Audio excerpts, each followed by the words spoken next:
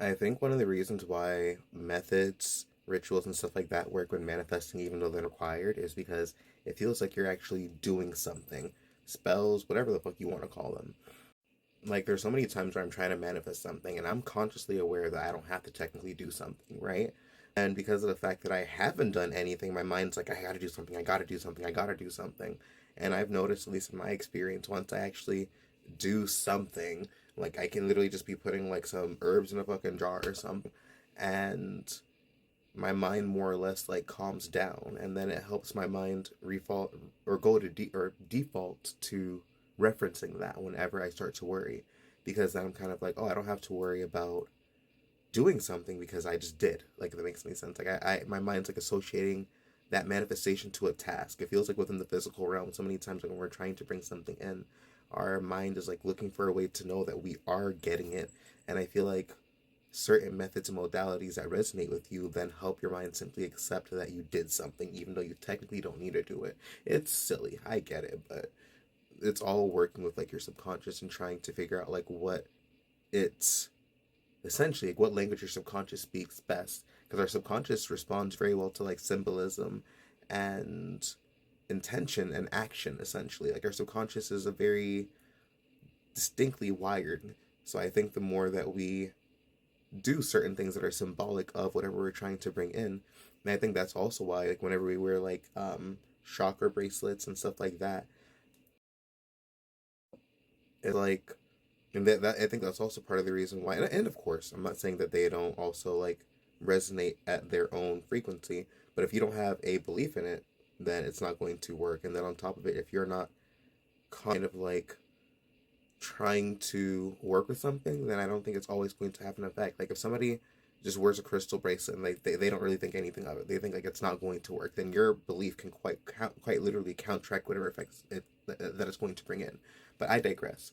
What I'm getting at is sometimes there being a very distinct symbol or a distinct reminder of an intention that you have, and a visual one at that, can then help keep you anchored within that intention, especially if you are not used to experiencing or doing said intention. So, is this little jar of glitter really going to bring me money? Like, technically speaking, no, but it's because of the fact that I made it with this intention to now create an effect for something that my subconscious now equates it to. Then, you know, whenever I do whatever action under certain circumstances, it then equates it to bringing me in abundance, just because that is just how our subconscious is wired sometimes. And it's also important to note that there are so many other different factors that come into play. And sometimes we have to be in a receptive mode. We can also have to, like, if we have a lot of doubt, like a lot of doubt, then sometimes that can hinder or block what comes in. But in my experience, a lot of times you can do something, leave it, and then it just happens.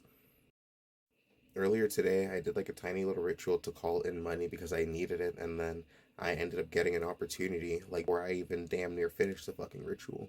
So, and I feel like it's so important to note whenever you're doing stuff like this is only like quite literally people who think like, oh my god, this is like demonic, or I'm literally just putting glitter in a fucking jar and water, and it's making my mind think something's done and then causing an effect outside of physical reality. There is no like demons involved. Like, I don't know where there's it's some water and glitter, y'all, or like some herbs in a jar. Like, it's not that deep.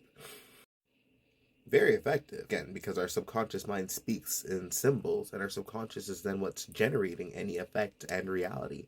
So I think it's important to note that just because it's like the placebo effect, it doesn't mean that it's not real.